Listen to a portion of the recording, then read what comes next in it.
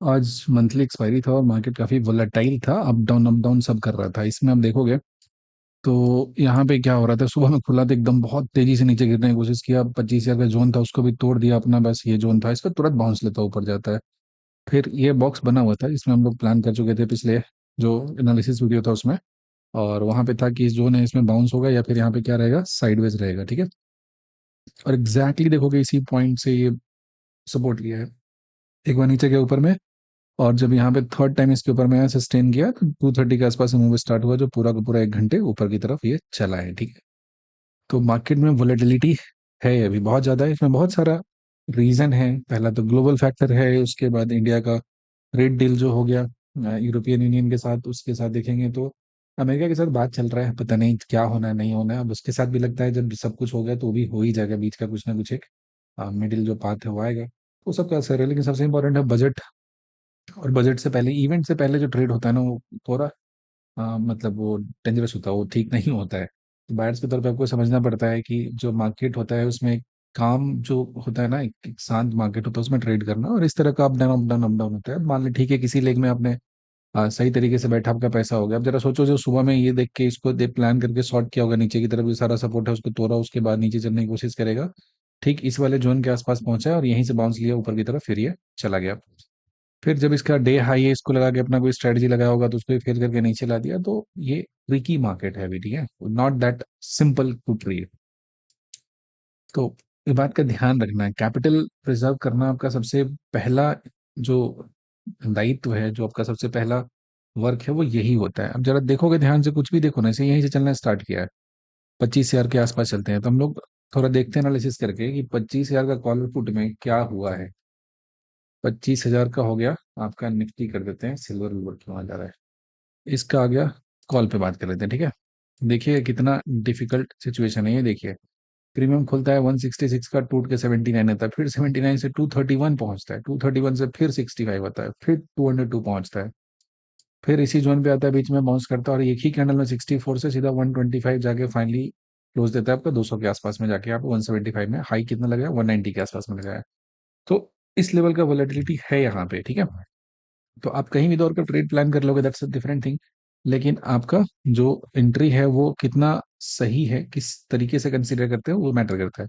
यहाँ पे एक पॉइंट होता है कि यार जाके डे हाई पे क्लोजिंग दिया है, तो मे भी कल होगी फिर से ओपनिंग हो, तो इस पर्टिकुलर जगह पे जाके कहीं ना कहीं ओपनिंग होती है, जो जोन है इसका जो अभी रेलेवेंस है वो खत्म हुआ नहीं है, अभी भी है यहाँ पे, ठीक है। और अपने लिए जो टेस्टिंग का जोन है यहाँ पे, सेलिंग का यहाँ तक पहुंचा नहीं है, ऑब्वियसली यहाँ पे जाएगा मुझे ट्रेड मिलेगा, I will definitely plan trade for down side. लेकिन बीच के जोन में हम ये मारा मारी में कुछ करने वाले है नहीं, शांति से बैठ के देखेंगे। तो ये जो स्पेसिफिक हिस्सा होता है, इससे बहुत शानदार तरीके से मार्केट बाउंस लिया और अभी तक इस जोन को रिस्पेक्ट कर रहा है, तो हम लोग इसको वैसे ही रखेंगे, रिमेन इंटैक्ट है। कल का भी लॉजिक ही रखेंगे, इसी जोन में अगर खुलता है तो आराम से इंतजार करेंगे, इसको तोड़ेगा क्लीन नीचे तो प्लान करेंगे, अदरवाइज चांसेस है कि बाउंस यहाँ से ले तो ऊपर जाएंगे, या फिर इस पर्टिकुलर जगह पे पहुंचेगा तो सेल करेंगे। बहुत ज्यादा कुछ भी चिक चिक नहीं होता अपने एनालिसिस में, बहुत सिंपल सा होता है। दो वैल्यू याद रखना है, 300 के आसपास में अगर वीकनेस आता है तो डाउन साइड का, और ये बॉटम से आता है तो अप साइड का। मान लेते 300 को भी निकाल देता है, तो अगला जो सीलिंग जोन इसका पहुंचेगा वो यहाँ पे पहुंच रहा है, यहाँ तक तो मार्केट दोबारा विजिट किया ही नहीं है, तो ये जो जोन है इसको ध्यान में रखिएगा अप साइड के लिए। यहाँ पे पहुंचे तो सेल प्लान करेंगे, अगर इसके ऊपर सस्टेन करता है तो इस स्पेसिफिक जगह पे, और यहाँ से अगर इस वाले जोन से बाउंस करता है तो अप साइड का प्लान करेंगे, जिसका मूवमेंट यहाँ तक होगा। लेकिन ध्यान से समझिएगा, पोजीशन को लाइट रखिएगा, because option premiums are high due to increase in IV, और वो जब हाई हो गया है तो वहां से आपके लिए जो मार्जिन बचता है वो कम हो जाएगा, थोड़ा सा भी कुछ डाउन होगा तो वहां से मामला नीचे चला जाएगा।